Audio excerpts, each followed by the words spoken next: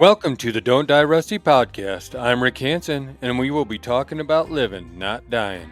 We're all on this adventure together, and we will be interviewing people who inspire us to live our best lives. People with various backgrounds who will walk us down the trails they took to not die rusty. Adventure in life are many things to many people. It could be a sprint or an endurance race, but with each adventure, we become a better version of us. We hope you keep chasing those dreams, being the best you, and of course, don't die rusty. Well, hello, Don't Die Rusty Nation. I'm here tonight with the Ricktastics, and as usual, Ricky Bruley's on lead guitar and vocals with a little analytical help on the side. We have Ashley Kurtenbach, of course, with the tambourines and drums, and she will give us the female perspective of anything that we don't know about. And we have Kelly Lovelace on bass because he has a deep baritone voice and he will be talking to God for us. Anyway, and I'm here, Rick Hansen, and can't be lead vocals because my voice would probably screech, so I'm going to be probably playing the violin. Going back to your teenage years. Well, we'll just say fiddle tonight. But a couple weeks. How is everybody? Glorious. Good. Busy but good. Well, that is great. A couple weeks ago, Ricky and I had a conversation just to catch up because we haven't talked to each other for a while. And so we're going to get right into this thing. And we had this great conversation, and I said, I'd like to get the Ricktastics together and talk about, and I'm not infatuated with death, but I think it's funny, isn't it? It's Easter weekend coming up, and we're talking about death and living. What I talked to Ricky about was, I said, there was a book I was reading, and the quote in it said, more or less, some people are afraid of dying, but they aren't afraid of death. And then I said, some people are afraid of living, but they aren't afraid of life. And where I wanted to go with that is, I know we talked about the 24 hours to live, and we talked about that in a deeper sense, but I got thinking about this. And we're here tonight, and you guys can correct me, but I was just sitting there thinking when I was sick last week, and I closed my eyes and I thought, is that the last thing I ever want to see?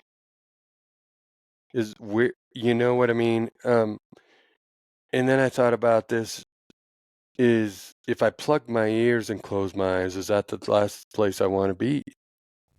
And I thought, we get so distracted by daily life and daily business, and we forget about living and not understanding or maybe caring that one day we're going to die. And I know that we can't live like we're going to die, but I just wonder if we realize how precious life is, and if we could just, I know in the busy life of most people, but how many people walk outside if they're in an office or wherever they're at and just let the sun touch their face for 5 minutes and just realize that you are living and breathe the fresh air? And I got some other questions going here, but I just think sometimes, and we'll get deeper into this, I hope. But I was also watching Gladiator 2.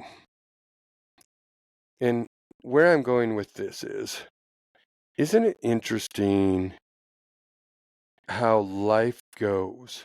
How death didn't bother those people. And then I started thinking about modern day life. And I thought, how many people sit at home watching true crime, watching murders, and they don't really understand or care, maybe, that somebody died. They're more into the mystery of solving the crime instead of the death. and celebrating the life. I know that's not really a question, but I just more the question is, do you think we've lost the preciousness, understanding the preciousness of life? Well, that's a big, I don't think we've lost the preciousness of life. You mean like the value we hold? Well, Not just living, but of actual life? well, we look at any Western, you walk out on the street. It didn't happen a lot, but look, death comes easy. Mm-hmm. Living comes hard. And where are we going? I think that we're looking at that in senses around the country that we mourn for 10 minutes. Here's the other part. Okay. In your life, you're a plant. And I'm not saying we're a plant, but say you're a flower. Okay. In our life, we plant our seeds. In our death, we grow the plant to see if, and when it blooms, we know, well, we wouldn't know, but the flower is blooming of your life. Because as Kelly has talked before, and I was actually listening to our podcast that we did in Oaks, and he talks about people touching other people's lives. When that flower blooms, then I know that I wouldn't know, but you would know that I touched your life, that all three of you would know that if I touched your life or whatever, they say that there's one sibling going to be to every funeral and there's another sibling not going to be at any.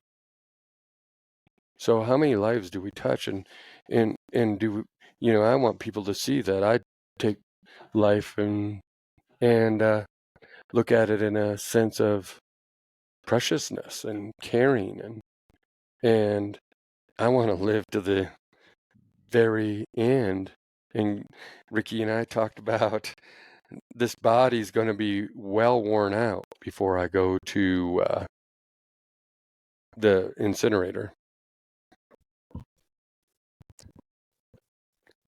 So I'm brought to this. What's going through my head right now is like for me, I've had a lot of like important or like influential people in my life pass away. mm-hmm. And so I feel like I'm a little bit desensitized almost, like maybe just numb to it a little bit. That's not to say that I don't find it precious. But then, so I'm thinking about like, I have a friend, who her dad passed away a couple years ago, and, she's still struggling with that a little bit, and rightfully so, right? Like everybody grieves differently. Everybody grieves for different periods of time. And so her husband is kind of struggling with that. You know what I mean? It's kind of like, hey, we got to get on with our lives. We got to move on. We got to focus on inward on our family. And so they're having this kind of struggle a little bit. She's still mourning, and he's like, kind of like, I think about Red in Shawshank Redemption when he says, get busy living or get busy dying. Right.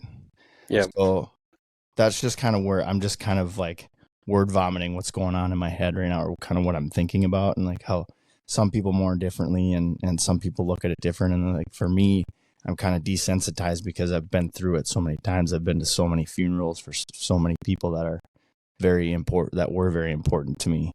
And so, so I think it's easier for me to just kind of, I guess maybe I just do things to maybe not think about it or set it aside. Anyway, those are just some of the thoughts that were going through my head. So, well, and here's the other part that it's more about, when I talk about the preciousness of life, I'm talking about living the best life we can live and understanding that I understand that not everybody's going to be liked by everybody, or not everybody's going to be think like me or you or anybody else here. but it's about enjoying what we have because it's so short-lived. And in the long run of things, and in the book, we'll go here. So just because we die, like there might be secrets, there might be things that you don't want anybody to ever know someday. And just because we die doesn't mean it's not going to affect the people that are around us, because then people have to go through your stuff and they might find this stuff.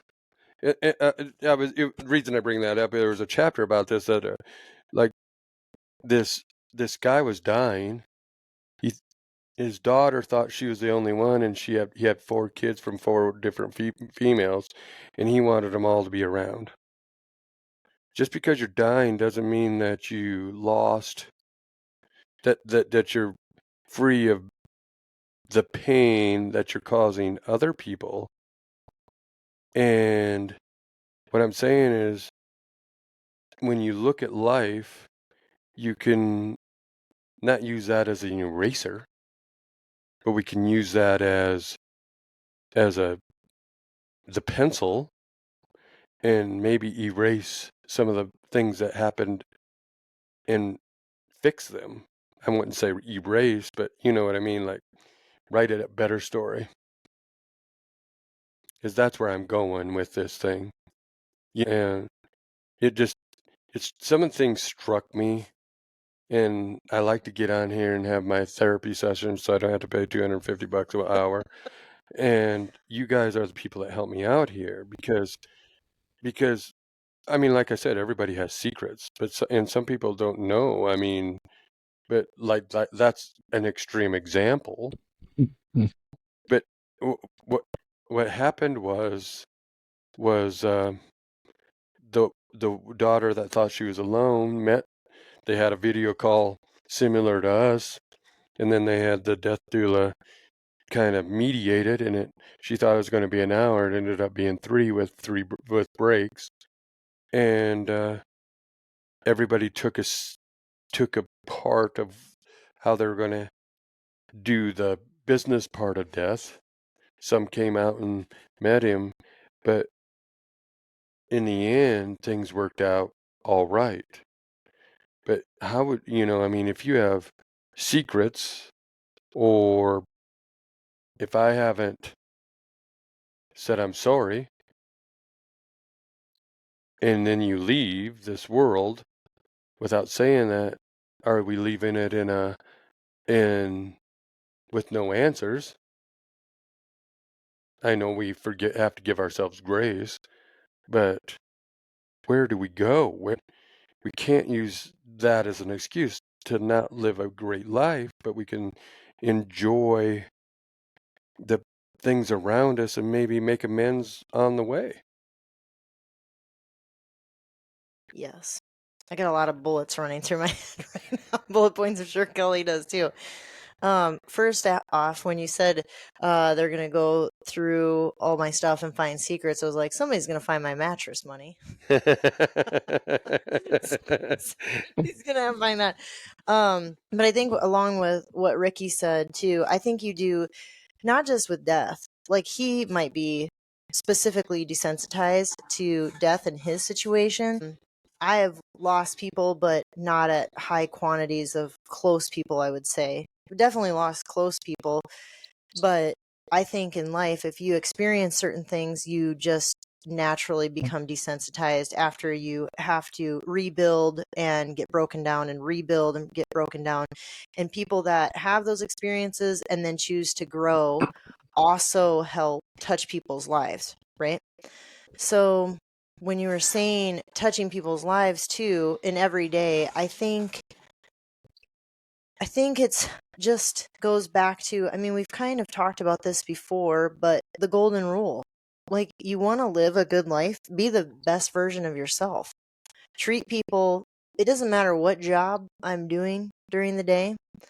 I just try to be the person that doesn't ruin it, right? I don't want to be, even if it's delivered with bad news, I want to try and make somebody smile or just ask how their day's going, because everybody is, what's the first thing Kelly said when he came on? Busy, but good, right? Because that's everybody. Mm-hmm. And so I think by touching people's lives and things like that, by just being really conscious of being a really good person and trying to be present. Now that's tough when you are pulled in 18 million directions, which I think the majority of the living population is. But really making that effort to just be that person that is like, you know what? That was really nice to talk to her, or that was really nice to talk to him, because I was just having an okay day, even if it was like a normal day. But sometimes those little things that you do can touch people's lives. And I know that's a roundabout. And there was another point. I lost that one. It'll come back. But that was kind of what's going through my head, too. Got anything for us, the wise one? Well, my job places me in the midst of death on a regular basis. So I just did a funeral on Monday, and I would say that I've been a part of different people's journey in the process of death, right? Like I've been there when they've been told that they've got 3 weeks. Been in the room when they passed away, and I've spent time with the family like immediately after that. And then I'm there at the funeral home helping them figure out what the memorial service, the funeral itself, is going to look like, and then lead people through that. And then not near as much, but I've met with them after the funeral, trying to help them find closure with the process, right? Because grief is multifaceted, and people go through those stages at their own pace. And I tell most people it's going to be a year. Like when you lose somebody, you're going to really deal with it, and you're going to have waves of that grief process that hit you in that year. And when we look at death, there's so many people that just look at it as a finality. Um, but as a person of faith, I don't see it as a finality. I see it as the next step in my journey, right? And it's hard. Like, so in the last 3 weeks, I've done two funerals. One was for a lady um, who wasn't living well and was estranged from her kids because of some choices she made in life. And her husband were very dysfunctional, and it was a mess. And then I did this funeral this week for a lady who son was very involved in her life, the grandkids very involved in her life. She had all these great grandkids there. It was those are awesome moments to see when family is actually together and celebrating this person. And so, you talk about wanting to influence or impact people in a positive way. That's my hope, is that we can figure that out before we get to, you got 3 weeks left, or we can get uh, before we get to, oh yeah, I'm 70 years old now. What have I done? My hope is that we can help each other see that no matter what happens, the people that are brought into our life, and I believe that's what happens. I think we have these divine appointments with people that, as we get to know them, that will leave a positive fingerprint on their life, right? That's influence, that's impact. So that's what we have the opportunity to do right now. The effects of that end up being our legacy. And so I'm amazed when I see families that seem to have just gotten it right, and there's legacy left behind from this person. We talked about grandma liked to cook with her grandkids, and so she taught them how to do different stuff. And I was reminded of my grandmother, who taught me how to fry bologna, right? And eat fried bologna sandwiches. And so those are things that are part of that legacy that's left behind. And the differences between the families, the legacy that was left behind by the other family is a dysfunctional legacy. It was crazy. So the dad was 60. He's still with us. He's an addict.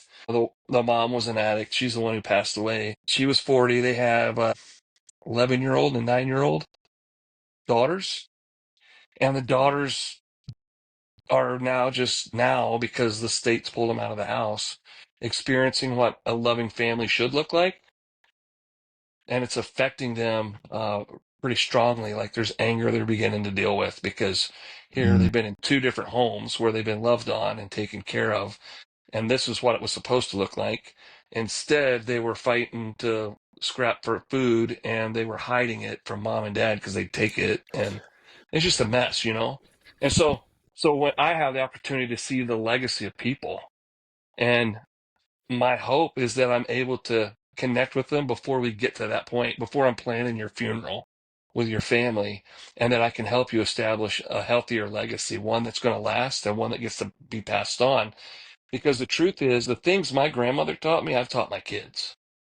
So I taught my kids how to do fried bologna sandwiches and make toast in a skillet instead of in a toaster. It's just, it's different. And I remember making some toast for my oldest son in the skillet, and he goes, "Where was this the last 10 years of my life?" Because he really liked it. It's full of butter and it's nice and toasted. And I'm like, well, I guess you got to take some time to learn. It's those are those moments, right, where we want to leave a positive legacy.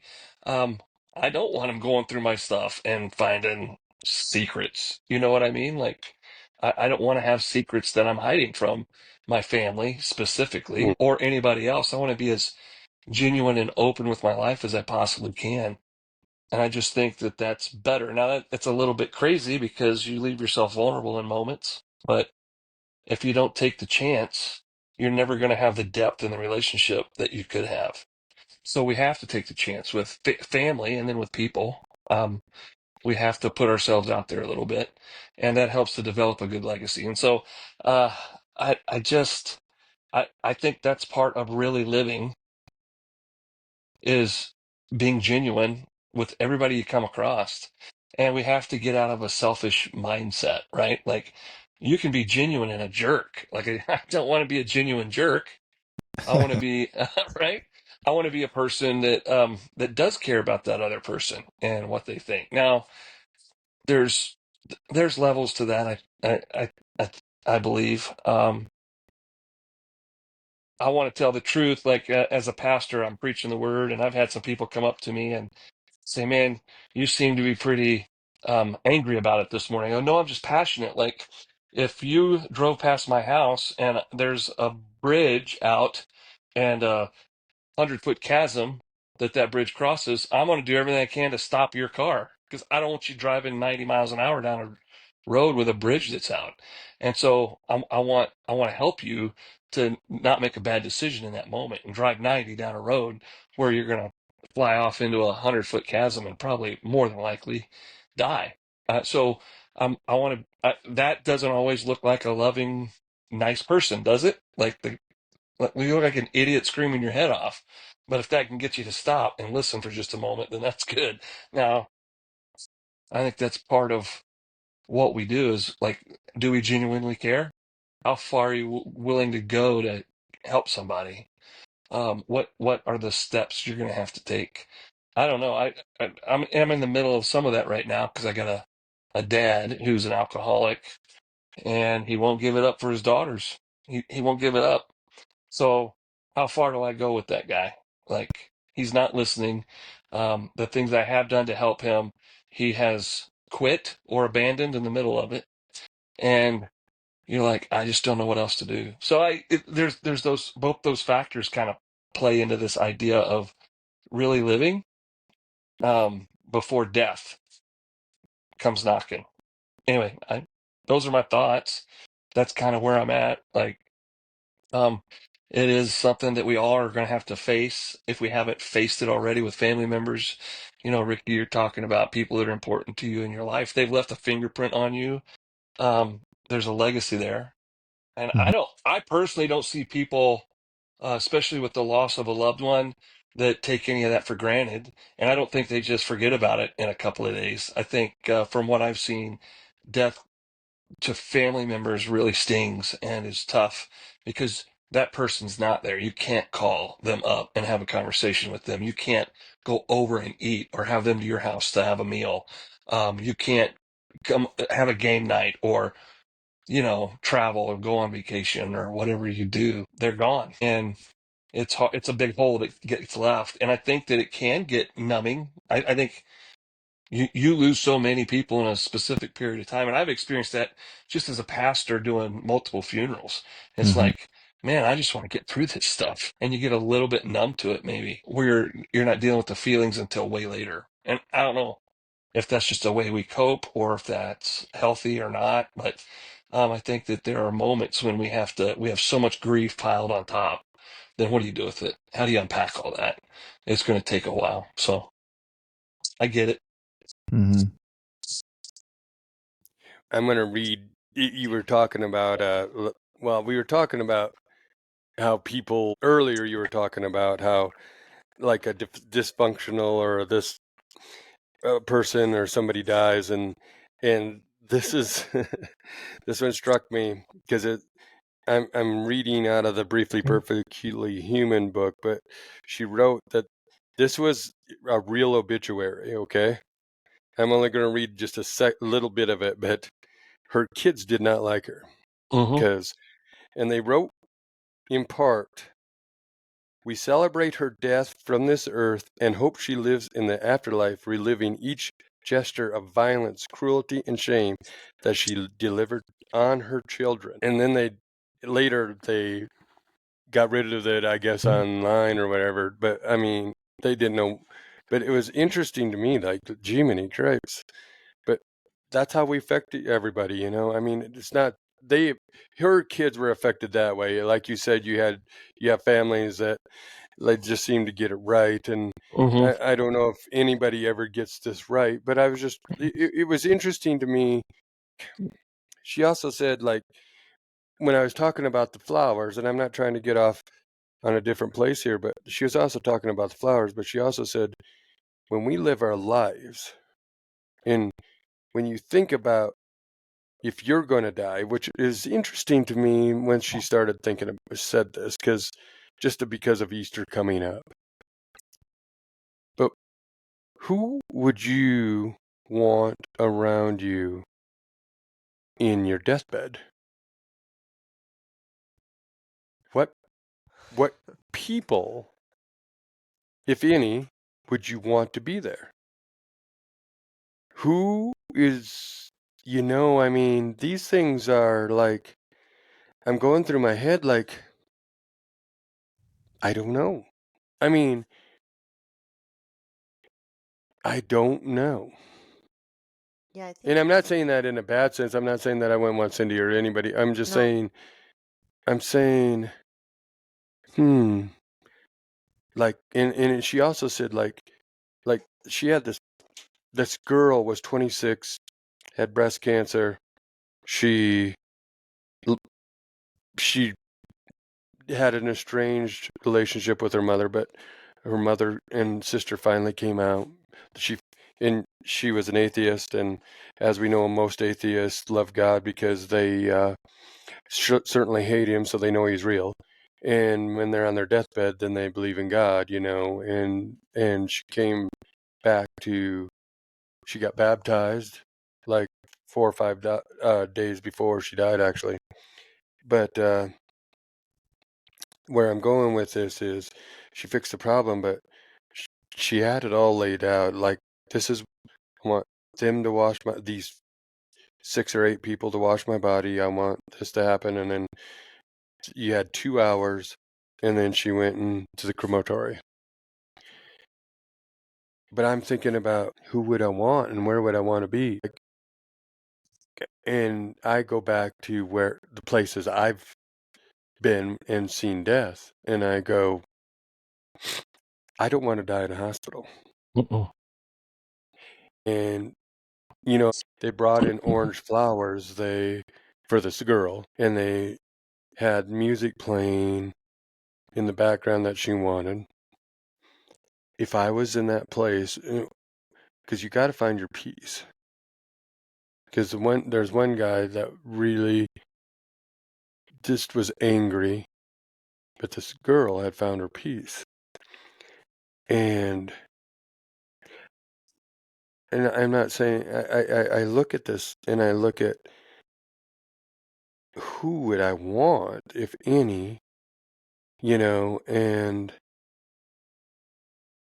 what would I want done? And I keep on trying to live as best and be as good to everybody as possible, but I'm interested to know who really cares. Or are you gone? Like I said, you go to the funeral, eat the lunch, and you leave. And I want you to say, when you're driving over the Bighorns, do you remember that time that we went and took those stupid ass pictures in the snow? And I want Ricky to go, do you remember that time I'm driving by, he accidentally comes back to the Black Hills of South Dakota, and he was looking up at Harney Beacon. He says, do you remember that time Rick puked over the edge of the tower here? And I want Kelly to go, you know what? That used to be a bow shop, and I saved a guy's life. And those are the things with the flowers. And do you need people there to when you die? I don't know, because it's interesting, these kind of things to me. Like, because we could go to COVID times where people died alone, more or less, without family members, or we could go to now. How do we want to go, and who do we want around us? Don't you think that depends on how you're dying? And like, you can probably think this to death, but if I was, let's just say, slowly dying in a hospital, I wouldn't want to tell. I mean, I think the natural answer would be, oh, I want loved ones around me. Oh. But the reality is I probably don't know. And to say that that's what I want, it probably doesn't really matter, because at the end of the day, if they're the ones still living on this, in this life, I don't necessarily want to make that choice for someone to see me on my deathbed in some of my, what I would assume is my worst, and that'd be the last memory.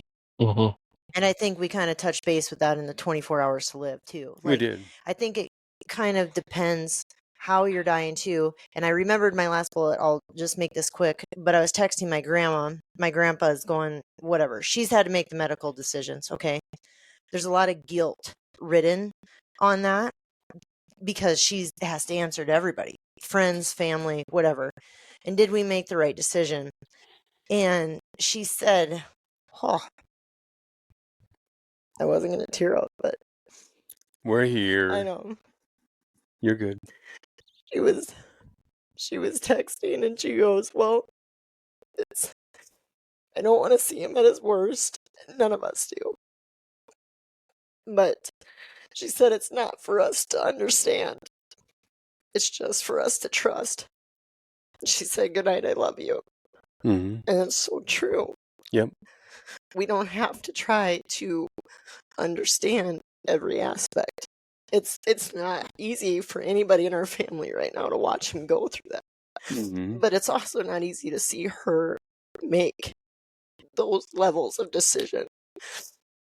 And she's putting her life, they've been married for over 60 years, and putting her life on complete pause for the last, well, almost the better part of a decade, to make these decisions and not continue to do anything but be there for him, even though he's, doesn't probably know what year it is or whatever, but it was crazy. She's just that strong, but to have to go through that and just say, just trust, it's powerful. And so that got me thinking, like, I don't know that it is our choice who we get to be surrounded with.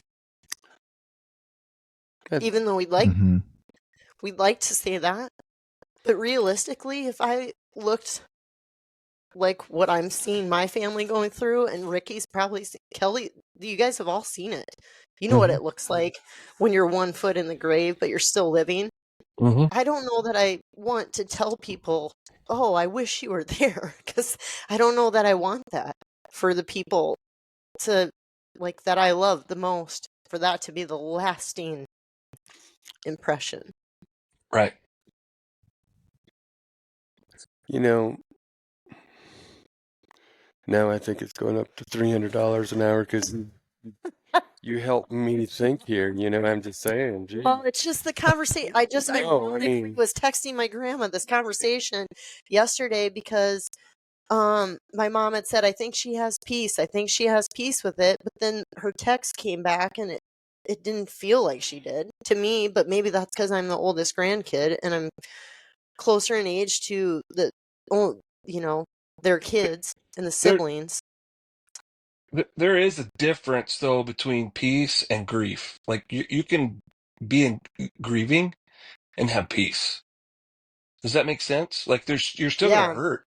Just because you have peace doesn't mean you're not gonna hurt and you're not gonna have some regrets. Like the peace is knowing that he's not hurting anymore.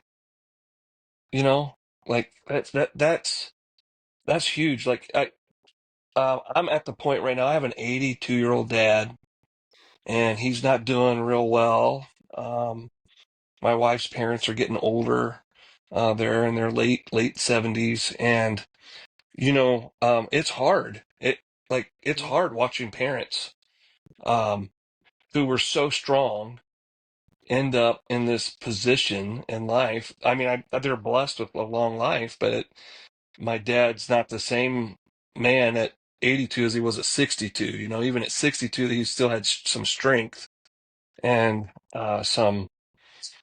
I don't know what else to put it. There's just still a strength about him at 62, although you'd seen him from 42 was different than 62. So it happens to all of us.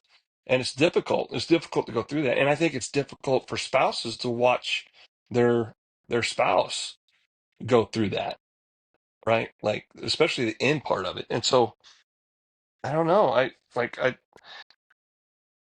I want, and I've had these conversations.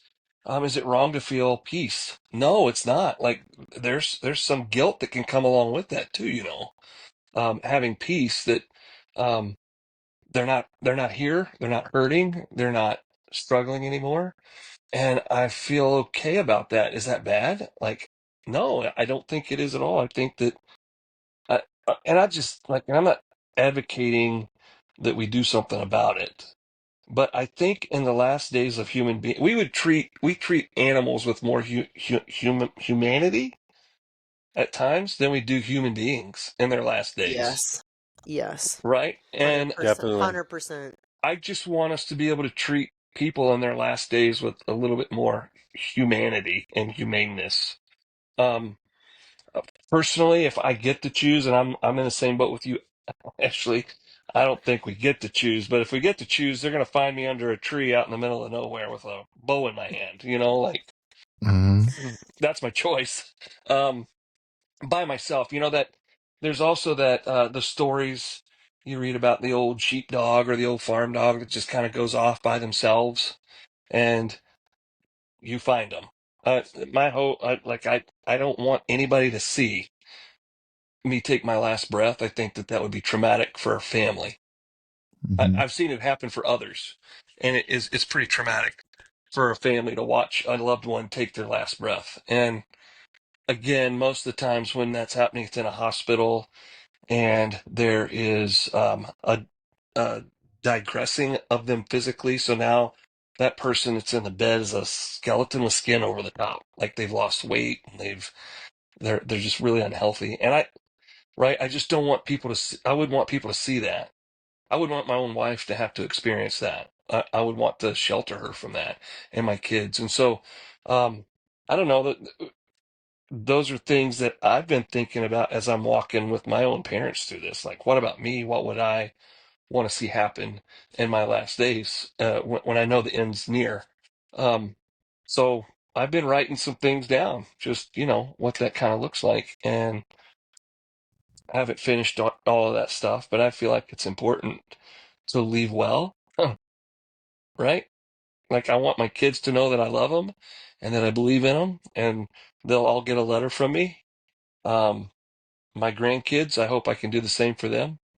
Um, kind of let them know how much Grandpa loves them and is proud of them and what they mean, and that they're important no matter what anybody tells them.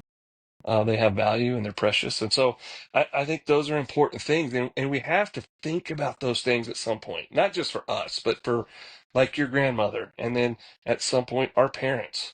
Some point, I mean, heaven forbid, our spouse, our kids, you never know. Like, uh, what was the last one? I sat and talked with a dad who buried his 30-something-year-old daughter. Um, and I just told him I believe it's not supposed to be this way. You shouldn't be burying your kids. It should be kind of the other way around. And that's hard. That's hard for people to deal with and trying to figure out. I don't know if we ever get the why questions answered. I don't think they're bad to ask. I just don't know if we'll ever get them answered until we actually get to sit down across from the Creator. And then it might all be clear before we ever get to that point, after we've passed away. And we're like, oh, I get it now, right? Yeah. Like this makes sense. Yeah. So I think the questions are okay. And for me, one of the things I've learned as someone who walks with people through these moments is sometimes it's got nothing to do with answering the questions. It's just got to do with being the ear that hears it, you know, and just listening and being there in support and let them know they're not dealing with this all by themselves. That's huge. Like for people who are grieving, you're not alone. You're not alone. And I want to point that out. Even if I wanted to do it alone, I wouldn't be alone because of my faith in Jesus. He's going to be in the room with me. He's here with me now. Every moment, I want to recognize his presence in my life every time I wake up and begin my day. I don't want to forget that he's not already there. So my faith helps me to realize and understand that I'm not alone in any of those moments. He's going to walk with me. So we've got a Susan has a friend that she grew up with, and her dad is not doing so well, and they had a pretty good relationship too, and she wants to visit him, but he's won't have it. He's not having it. yeah. And it's just it's heartbreaking when she tells, she hasn't told me personally, but she told Susan, kind of related to me, but it's heartbreaking to hear that. I feel like with my daughter, and I have a really good relationship, like part of me would want her to be there because I'd want to be able to have that conversation, and I'd want to be able to do that. When my parents went, there wasn't much to be said. There wasn't my parents didn't have a lot to say. And so I would want to do the opposite. I would want to let them know, like, truly how I feel and all that kind of stuff. And so anyway, I'm going off on a tangent there, but I'm trying to figure out like his mindset and how that affects the people around you. But ultimately in the end, like you said, like I don't want anybody to see me that way, or if I'm not looking so good, or, it's like Ashley said, it's probably the worst moment in your life, And so do you want your loved ones to see that or go through that? So at first I was like, oh, they must not have had a very good relationship. And my wife was like, no, they had a very good relationship. I'm just like, trying to wrap my head around that concept and try to look at it from both angles, so. But one of the tough. Yeah, it would be, right? He probably would talk to her all the time on the phone. He just doesn't want her to come and see him in that situation, right? I get it. And it's really because I don't want that to be the lasting image for my kids. It's not that I would want to talk with them. I just don't know if that's what I want them to see at the end and remember, right? I want them to remember the dad that liked to take them fishing and went out and messed around with them outside and went camping, and we went to Yellowstone, and we he's cheering for him at ball games, and I want him to remember that dad and in the best light that they can, not me hooked up to machines in a hospital bed, and everybody around me is sullen. And we talked a little bit about that last time, I think, with the 24 hours deal. I want us to be having fun. I want laughter to be in the room. Typically that's not the case. So I think it's important. And I don't believe it's a pride issue. Like I don't ever, for me, it wouldn't be. It's not that I don't want them to see me at my worst. I don't want that to be their lasting memory of me. Exactly. right? One of the things I've decided is that I am going to be cremated, and the reason is I don't want their last memory of me to be in a pine box, emaciated and not looking like Dad, right? I'd rather have a DVD running with pictures of us together and all the memories that we've attempted to create, right? With the hikes and the walks and the hunts. And then they can look at me in a little urn and do whatever they want with the rest of it. But I just don't want that to be the last image, right? I'm not there. I'm hanging out with Jesus at that point. So, Right. And I think part of it is too, and maybe that's all kind of how we grew up. We want to soak up the very last minutes with people, but the reality is, you're like, oh no, you're still alive. I want the last minutes Yeah. with you. But that's not actually living. That's just right. being present, and you're not. And then, like you said, well, you have all said, we've all said it. You want to be remembered for the good memories, but sometimes that lasting impression. Jesse and I just talked about this with like hospice. I was relaying on to you because he physically told me what happens to the body, and I was like, I should have never had this conversation because Mhm. I did not know that. And we were talking about how it breaks down, and then you're not cognizant, and you're just drugged up, and it's a slow way for your body to eat itself from the inside out. And I'm like, oh my God. That's when you said we treat animals better than humans, 100%. Mhm. So I think too, when in those final moments, again, I think it depends where you're at, but I don't think saving those last few No. moments with the people like, oh, I wish I had every last second, because it's not the living kind of memories that you have that you made throughout your lifetime. It's the last few seconds of life that's not great. I don't want to. I'll go back like when my mother died. That they said we could have went and saw her like 2 hours later. Otherwise, because she was going to be cremated. But so, and if you, but she was going to not be. She was going to be ashen and not. I mean, she was ashen already. Yeah. Skin color, and you weren't. It wasn't going to be her. And I decided not to. We all decided not to. But Yeah. well, I have to thank you, Ashley, and all three of you guys. But because you got me thinking, and I need people to not knock me on my ass at times. But sometimes I do overthink things, and then it's just I get wrapped up in. I just can't let things go until I at least talk about it. And maybe I am overthinking these things. I'm trying to live as hard as I can in the aspect of getting every ounce of sunlight and everything else that I can out of life. But sometimes, which I found out last week, and Cindy said, I've never seen you like this, in the aspect that I never left the house. Yeah, you're tough, and I you stayed. were down for I the count. know. I stayed home and took care of myself because it was needed. I would have been trying to go to work or show that I was tough enough to do something. And maybe those are the things that I'm learning as I grow older. That you know what,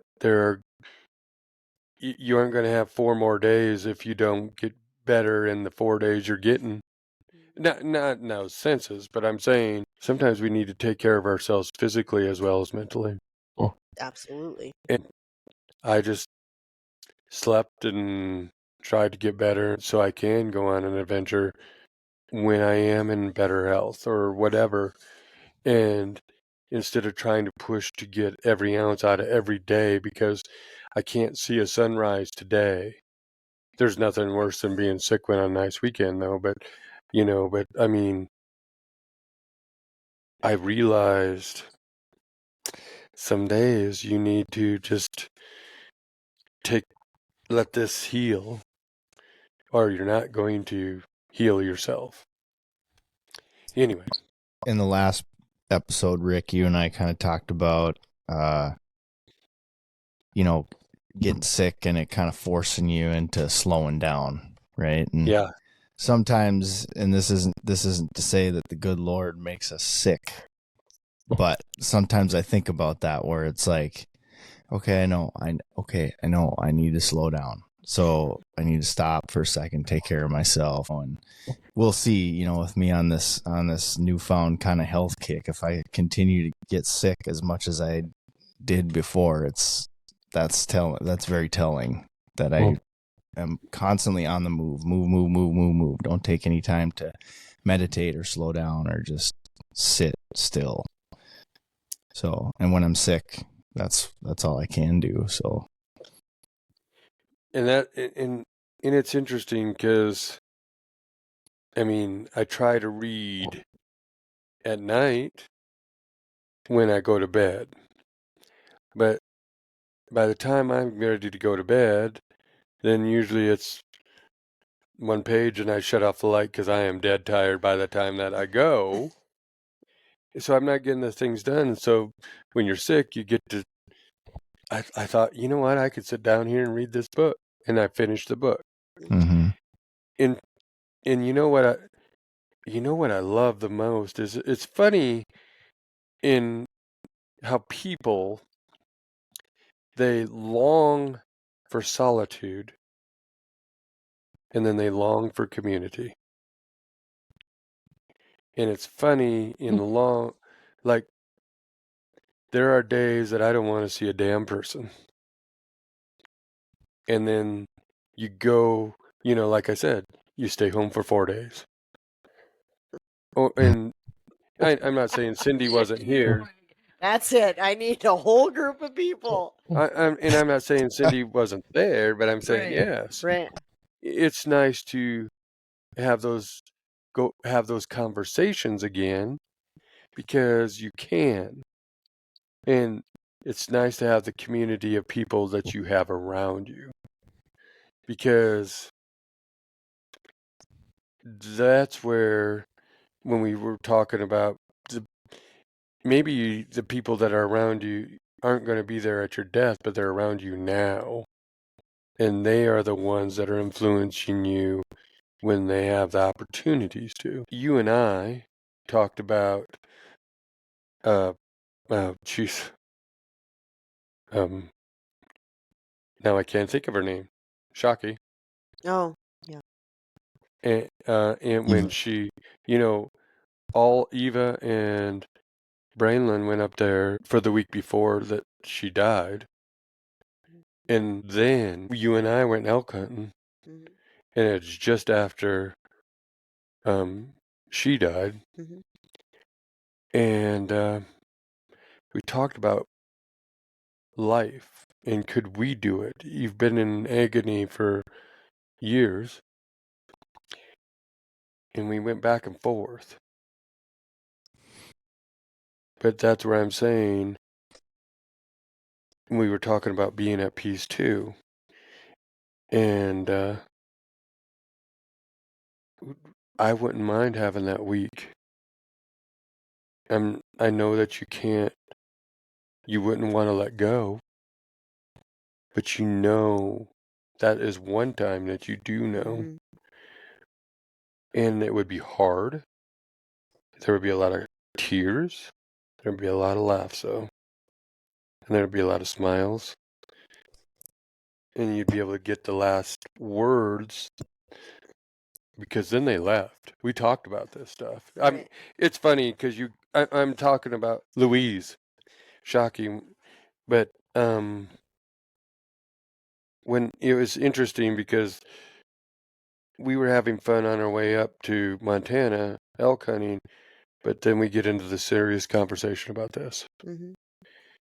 And but like I said, it's the people we have around us before things happen, and I'm just going to try to live the best life that I can live, and hope that we can all touch somebody somehow. I'd rather talk about living, enjoying life, Yeah. and, going on adventures and healing our bodies, realizing that we're getting older, realizing that, we have adventures to go on, but we need to be selective, realizing that, I'm realizing that I spent a lot of time doing a lot of things, and now I would like to do different things at times. I'm still not to that point of going to New England in the fall, but we're getting closer. You know what I mean? I thought everybody's bucket list was like, maybe when I'm 70. I'm not. I'd rather. I'd all rather. bridges. Yeah. But I didn't get to go with you guys to Colorado to see yours and everybody else, and I miss that stuff. But I also am. At least I have a voice at this time this week. Yeah. You would have been so sick. It would have been awful. And I'm glad I didn't try. It actually crossed my mind for a second that maybe because you were doing so much talking at the event that you lost your voice. I was going to ask, but I thought, well, I'm sure if he wanted us to know, he would, volunteer up that information. So Nope, I could not talk. I knew it was bad when your wife calls. And you even texted me that you're sick when Cindy calls me and is like, we're not going on this trip with you this week. And I was like, yeah, it must be bad. Yeah. Well, it's funny because I had a work text and I went, I don't even know how I wrote that because that was a wrong thing to write. But so I thought, Cindy, you need to translate for me here because tell people I am sick. My brain is not working. Toast. Yeah. So I called up one of the guys at work and I said, can you fix this for me in the morning? And then that's all I said. You went to sleep for 3 days. Because I said, yeah. But, there are a lot of things, and here's the deal. If we're gonna talk about death, where we and then we're talking about Easter, we also have to talk about life. Because that's part of this whole deal. That's why we have Easter. Is that not correct there, Mr. THP? That is correct. We get to celebrate the resurrection of Jesus Christ, his victory over death. Right? This is Wednesday of Holy Week. Thursday is also called Maunday. It's Maunday. And that's when he has the Passover meal with his disciples and he's arrested. And the whole time he's telling them what's got to happen, and they're trying to fight with him over it. And the reason why it needed to happen. My sermon last Sunday was, he's the Prince of Peace, but he didn't come to make peace between brothers and sisters and governments, and he came to make peace between God and mankind. And he knew what that was going to cost him. And he moved towards that. Like, he didn't shrink back from it ever. And that's an amazing thing. And he is given the keys. Somebody asked me how I thought that went with Satan or the devil when he took those keys back. And I'm like, I don't think it was a struggle at all. I think he just went up to him and goes, I want my keys back. The keys to my house, I need them back. And the guy goes, okay. Because he knew, he kind of knows who the guy is now. And he thought he had him, and he didn't. It backfired on Old Scratch, as they call him. Right? So, yeah, we're celebrating every Sunday. Give you a little history lesson. So the Sabbath is on Saturday it's Friday night to Saturday night. And the reason the church, started to worship on Sunday is that it was Easter. And so every Sunday is an Easter celebration. And of course, we celebrate the Easter day.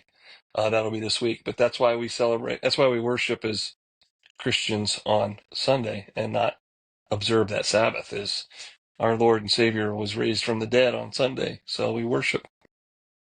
If you ever have people ask you those questions. Okay. Well, I'm ready for a trivial challenge here. Or there you go. A little freebie for you from the the local pastor. Yeah. I love that. Now you can go on Jeopardy. Yeah, There there we you go. go. There you go. Yeah. Right. So it's just interesting that we don't know a lot of those things, and um, yeah. So this is when we're giving life back, and he tells us, he told his own disciples that if you want to try and save your life, you're going to lose it. But if you die and give your life in death, you'll live, you'll save it. Right. So this is the call that we have as Christians, is to sacrifice our will and our wants for the benefit of the kingdom, and to do everything we can to treat others the way Jesus treated them. Yeah. There Well, you go. it's interesting. It's like if you're trying to live too much, you're going to die too, in that aspect of maybe I'm trying to push limits too far at times. But you know what? Maybe sometimes we do that. 100%. I got a girl right here that's pushing. She is in so much stuff. I was talking to one of her coworkers today, and Mm-hmm. she's in so much stuff, going 100 miles an hour. Sometimes we need to realize when we need to slow down too. Yeah.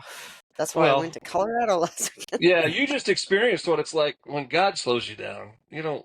I'm not. Again, I'll go with Ricky here and say I don't think he caused you to be sick, but he left that window open and Yeah, for that breeze to come through because he knew you needed a break. I think there are moments when I tell people that if you don't take time for yourself, God will make time for yourself, and you're Mm-hmm. probably not going to like the way He makes you make time for yourself. So, and I have to learn that lesson. That's me preaching to myself too. So, right? Mm-hmm. Yeah. because I mean, I try to get a hold of Ricky, and my God, he's on the go all the time. Yeah. It's just go all the time. That's what it is right now.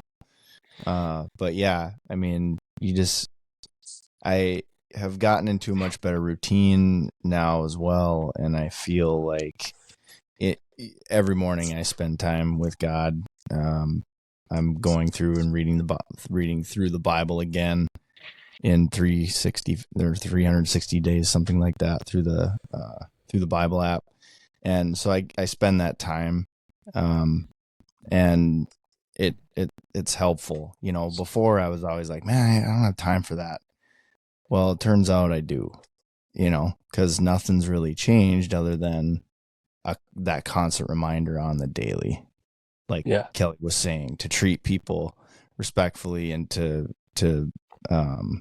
be trustworthy and honest and kind and all of those things. And I have some difficult people that I have to deal with on a daily basis, and it helps me a ton, So Rick, you're Rick raises his you hand. you He can't thinks he's difficult. He's not even close to difficult. you No. can't hold a candle to some of these goofballs I'm dealing with. Boy, so it's but yeah, so that's helped me a ton to like take those moments and Yeah. slow down and actually start getting better sleep too, and all of that, getting myself into a routine, and it's been good. I like hearing that. I know it's amazing how 1 hour makes a difference for sleep. Like, there are nights that even if I take, and I take Protect Sleep, because I do like Protect Sleep, and I take a little magnesium before I go to bed at night. And there are nights, most nights I can, like I said, I try to go to bed by 9 o'clock. And there are nights that even if I take my stuff, that I start rolling around and can't, because most of the time I'm within 10 minutes I'm out. Yep. Then you look at the clock and I might as well go read. It becomes 10:30. And that extra hour and a half, sometimes hour and a half, drives me nuts because I'm getting up at 4:30 to go do my walk. And some days you just feel like, why didn't you go to sleep earlier? And your mind's just going, that's my problem.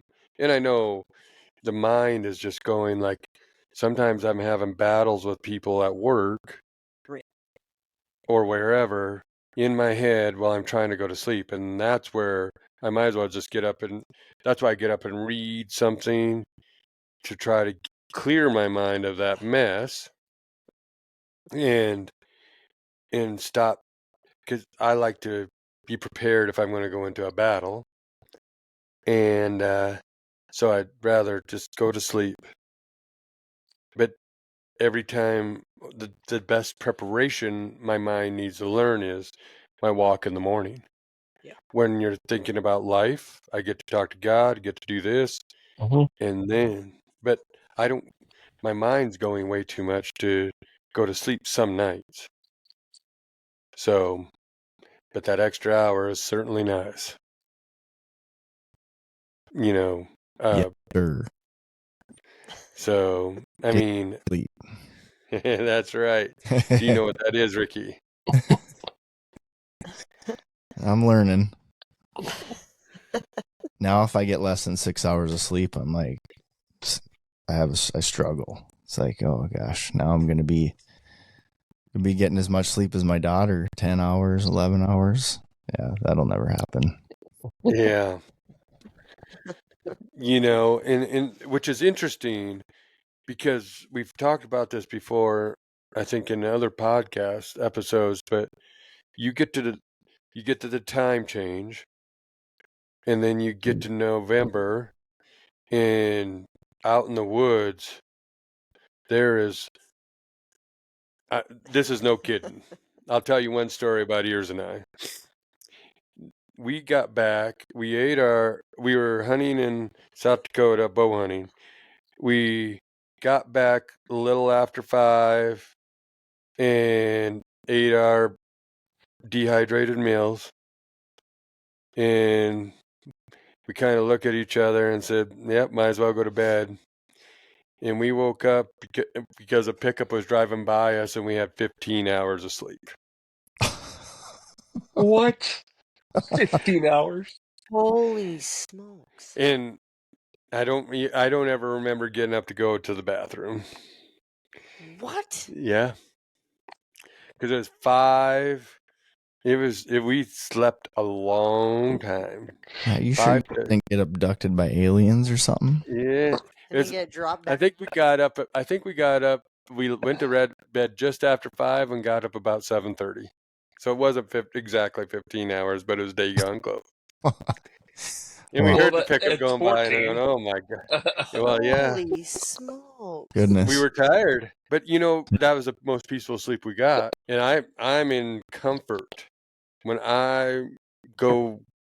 I'm rolling in sleeping bags because I ain't gonna get cold for one thing, and I am gonna be. And you know what? You have to want to go to the bathroom and really, really need. If I'm going to get out of my day, I go in sleeping bag. That is true. You know what I No mean? one wants to get out. And so, but what I'm saying is sometimes it's fun you don't have service.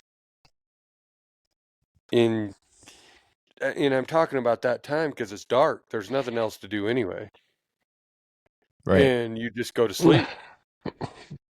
Yeah. And that's probably some of the best sleeps I've ever had because we are hunting. There's no work pressure. Mm-hmm. We're having a good time, so we can talk during the day. And I'm not saying I don't go to the bathroom during the day, but I'm just saying at night there, it's one of those things I don't want to get out of that sleeping bag.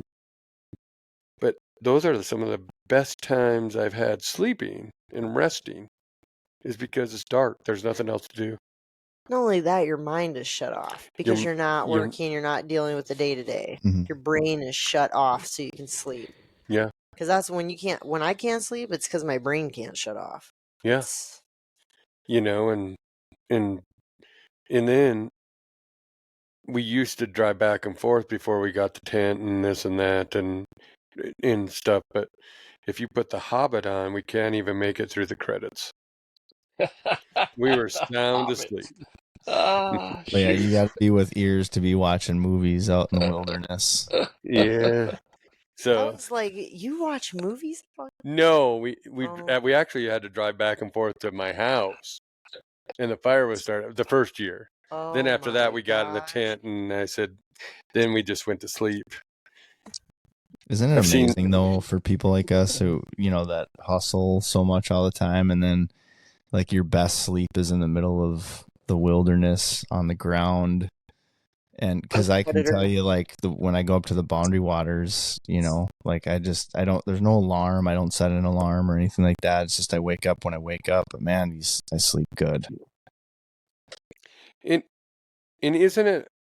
I don't know about you too, Ricky, but isn't it amazing too? Like in the middle of the day, the sun. You get to that noon where nothing's happening. You might have a little lunch or something, and you're just sitting there, and the sun's coming down on you, and you. Oh my God, I mean, love there it. is no I love pad. it so much. There is no bag. You're just sitting there in your your hunting clothes, In the pine Flat needles. in the pine needles, Oh, it's my favorite. and I can go right to sleep. Oh yeah. And I mean, that's some of the most peaceful nap that you can ever have.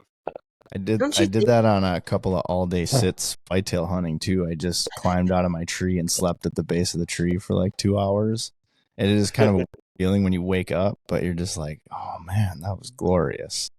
Yeah, I hear you. This is why I wear tree stand harnesses, because I fall asleep on the stand all the Oh, time.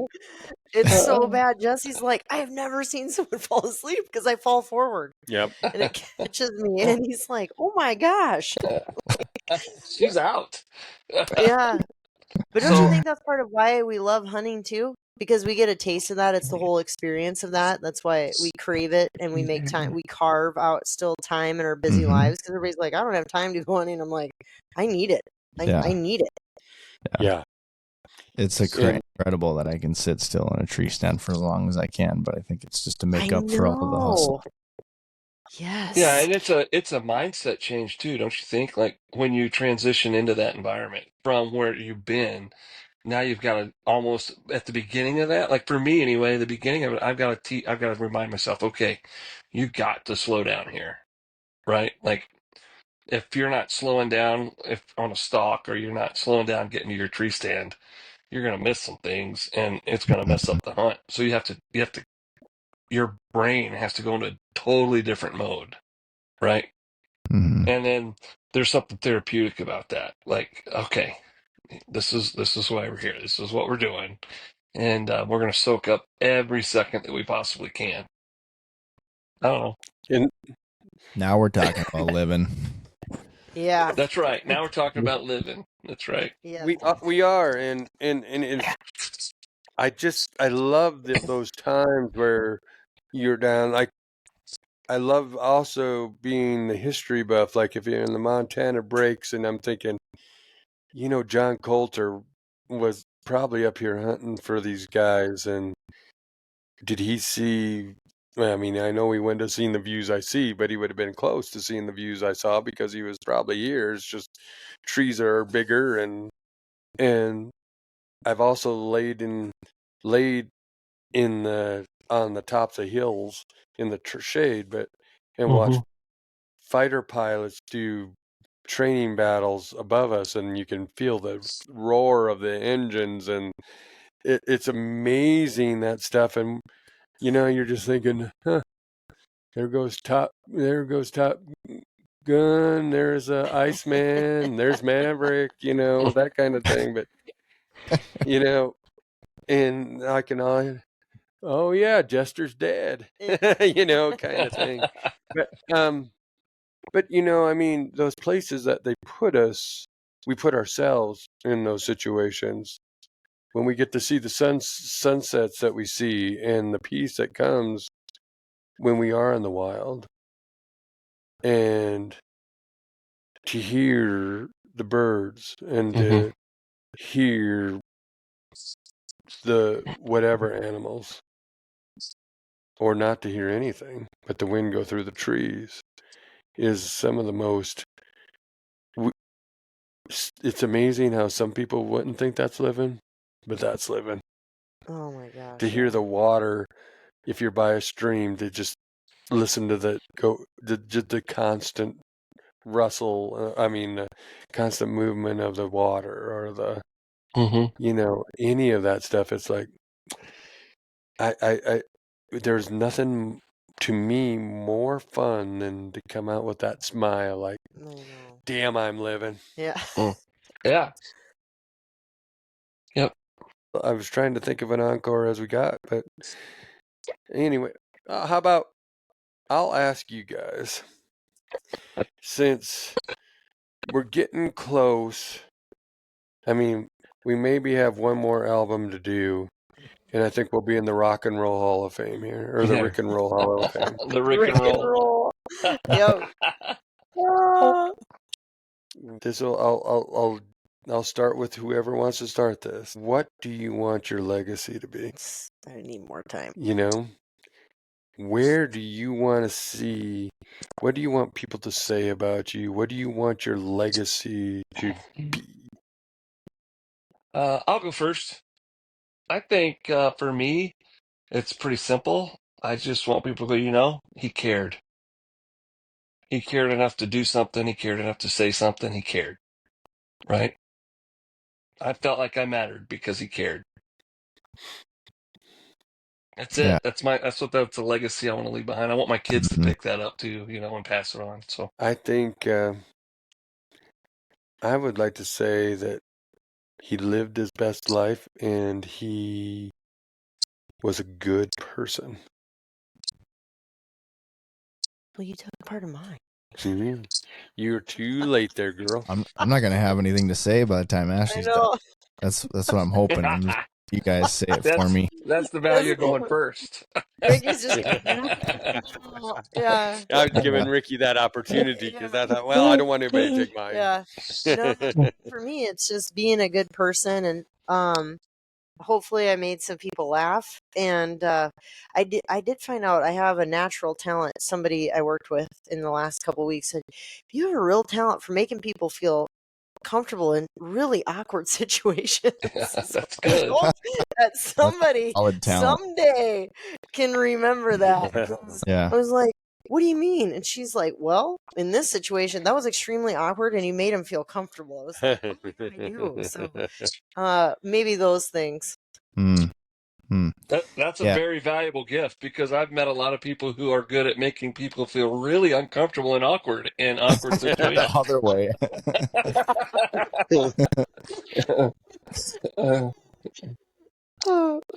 Yeah, what you guys said, that's where I'm at.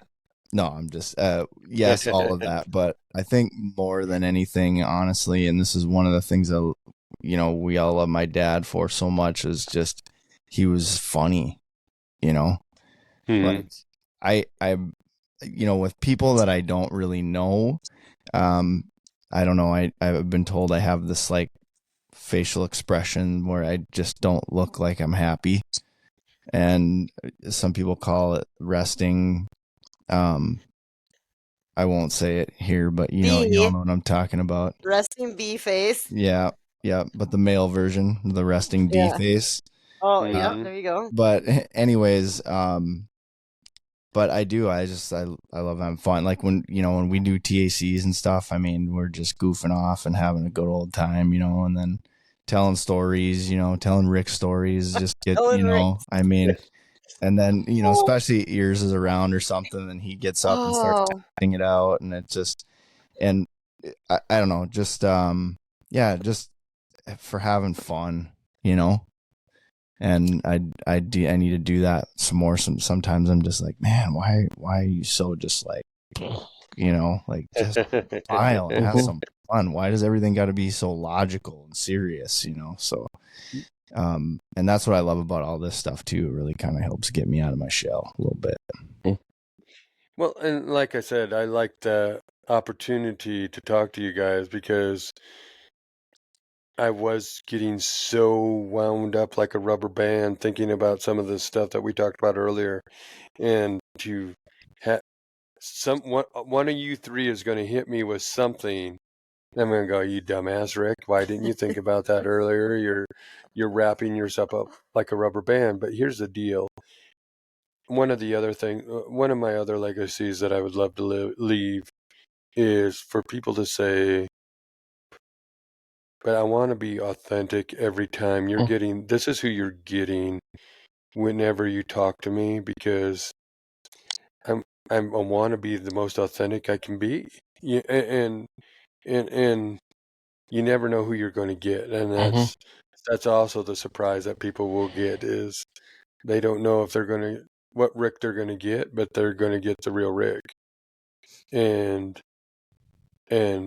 he might be thinking today, or he might be being some dumbass green man, but one of those things, you know what I mean. And you might need a translator. But he might need a translator because he can't spit words out or whatever else. But that's one of the important things to me, is you're going to get the real me every day. It's not, I can't, I think I read somewhere after 50, it's harder to be fake anyway, but I think 50, I think 40. Well, most of you guys have seen me for as long as you've known me. You know, so, but no, that's one of the things that I truly try to be, is authentic. So I hope that's a legacy that I leave behind. Anyway, so, well, this has been one of I needed this. I'm sure glad we ended on life and not death. No, yeah. Yeah. And This discussion. Hopefully we can get people to stick around long enough, right? Yeah. Everybody's like, I'm out. Yeah. Jeez. This is What are This we is dark. here for? We'll have to think about something more exciting next time, but I needed this. Sometimes I don't care about what our listeners needed, in the fact that I truly needed this, because it was maybe I'll start livening up again, because I was getting just beat down because of, you just start thinking too much. Yeah, I overthought this so much that I wasn't living life, because I was trying to read into things so much, all this other stuff. Mm-hmm. And then I start thinking that I'm alone in the aspect of, who do I have to talk to? So guess what? Yeah. I dragged the band back together, so at least they have to talk to me if they're going to come on the show. Right. It doesn't mean that everybody can't listen, but you have to talk to me. And I think in that aspect, I am being authentic, because I truly needed that, and I truly rely on all three of you to give me something that I haven't thought of, give me hope that things are going to be good, and you all give me life that you don't understand, and for that I'm thankful, so I just want to thank you guys for getting the band back together. And next time we meet Ashley, and instead of more tambourine, we need more cowbell. More cowbell. Always more cowbell. Yeah. And Kelly, we need a little more deeper voice. We need that James Earl Jones voice, because you're on bass. And Ricky needs to do the headbang guitar you need a different hat, a slash hat. But he needs no hat. He's got to let that. He's got to let those frocks fly. Yeah. Yes, he needs no hat. All right. You should spray bottle it. There you go. Oh boy. Challenge accepted. You just wait. But I'm so thankful to get the Ricktastics together, and so anyway, Likewise. You guys, anybody have anything else to say? Well, it looks like we're to the end of the show here, people. So I want to thank you for joining the Ricktastics tonight, and keep chasing your dreams, being the best you, and don't die rusty. Thank you for listening to the Don't Die Rusty podcast with your hosts, Rick Hansen and Ricky Bruley. The Don't Die Rusty podcast is written and produced by Rick Hansen and Ricky Bruley. You can find us on Instagram and on Facebook at Don't Die Rusty. You can rate and review this show on Apple Podcasts and Spotify. You might find your review read on a future episode. Got a question for the Ricks? Send us an email at don'tdierusty@gmail.com. It too could be featured on a future episode. And if you haven't already, please subscribe to the Don't Die Rusty podcast wherever fine podcasts are downloaded.